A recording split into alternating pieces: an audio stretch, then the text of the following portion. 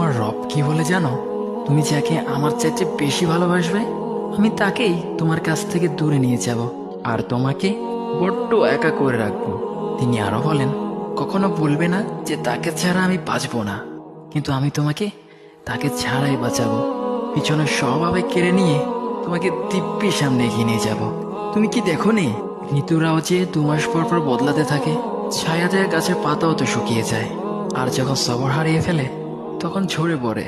কিন্তু তোমার রব তো ধৈর্যশীল ও পরম দয়ালু। তিনি তো সেই ঝরে যাওয়া পাতার ঢাল থেকেও সবুজ পাতা গজান। তুমি কি দেখছো না তোমার স্রষ্টার এই নিদর্শন? যে মানুষটাকে তুমি নিজের জীবনের চাইতেও বেশি ভালোবাসতে, সেই মানুষটাও একদিন অচেনা হয়ে যায়, তোমার মন ভেঙে যায়, এমনকি বন্ধু শত্রুতে পরিণত হয়, আর খানিক সময় পর শত্রু বন্ধুতে পরিণত হয়।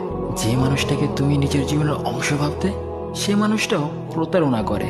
বুঝি না, এত কিছু হওয়ার পরেও তুমি তোমার রবকে বাদ দিয়ে সেই মানুষগুলোর উপরই ভরসা করো, যারা তোমাকে প্রতিনিয়ত কষ্ট দিয়েছে। سبيل الدموع سبيل مريح تنهدى يا صاحي كي تستريح